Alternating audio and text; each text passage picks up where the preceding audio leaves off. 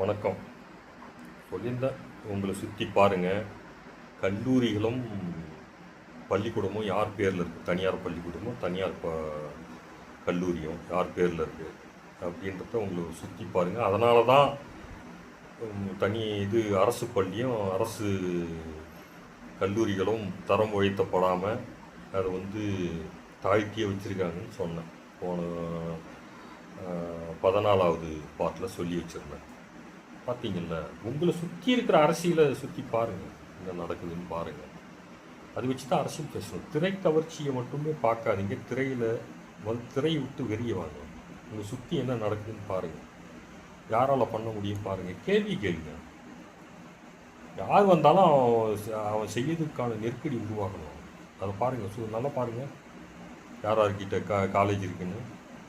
கடலூர் நம்ம சுற்றி இருக்கிற மாவட்டத்தையே பாருங்கள். விழுப்புரம் இருக்கா, விழுப்புரத்தில் பக்கத்தில் திருவண்ணாமலையில் காலேஜ் யாராக இருக்குதுன்னு பாருங்கள். ஸ்கூல் யாராக இருக்குதுன்னு பாருங்கள். இந்தாண்ட கடலூர்லேயும் அதேமாரி பாருங்கள். யாராக இருக்குது ஸ்கூல், யாராக இருக்குது. அப்படியே இந்த பக்கம் திருச்சி பாருங்கள், யாராக இருக்குது. உங்களை சுற்றியே பாருங்களேன். இந்த அரசியல் சரியா? தனியாரை ஊக்குவிக்கிறதுக்காக அந்த பிரதான திராவிட கட்சிக்கு முக்கிய அமைச்சர்களே இந்த வேலையை பண்ணலாமா? அவங்களை மீறி கூட இன்னொரு ஸ்கூல் கூட வைக்க முடியாது. அப்போ தனியாரை எப்படி அரசு பள்ளி எப்படி அவங்க தரம் உயர்த்துவாங்க? அங்கே உயர்த்தினா இவன் என் ஸ்கூலோட பிஸ்னஸ் போயிடுவாங்க. எப்படி அது?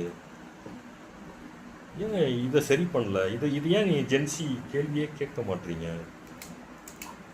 திரும்ப நான் இந்த பாட்டிலையும் அதை பற்றியே தான் பேசியிருக்கேன். ஏன்னா இது முக்கியமாக உங்கள் ஆழமாக உங்கள் மனசில் ஊறணுன்றதுக்காக இது அந்த பாட்டிலேருந்து இந்த பாட்டிலையும் அதே வருது.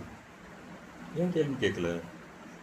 கேள்வி எப்படி நீங்கள் ஆதரவு திரட்டுறீங்க? எப்படி திராவிட கட்சிக்கு ஆதரவு எப்படி திரட்டுறீங்க? நாங்கள் இப்போ தனியார் பள்ளிக்கூடம் தனியார் கல்லூரி இருக்கக்கூடாதுன்னு சொல்லவே இல்லை. அது எவங்கிட்டே வேணா இருக்கட்டும், அது கெட்டு குட்டி சோறாக போயிடுச்சுன்னு வச்சுக்கோங்க. எனக்கு ஏன் கவர்மெண்ட்டு பள்ளிக்கூடம் கவர்மெண்ட் கல்லூரி அதுக்கு நிகராக ஒரு கட்டமைப்போட இல்லை? ஏன் ஜென்சி திராவிடர்கள் கேட்கவே இல்லை? எனக்கு மனசாட்சி இருக்கிறவன் இது பதில் சொல்லுவான். இந்த கார்பரேட் வெறி இருக்கிறவன் பதில் சொல்ல மாட்டான். அவன் திட்டுவான் என்னை பிடிச்சி. மனசாட்சி உள்ள ஜென்சி கேளுங்க. நன்றி, வணக்கம்.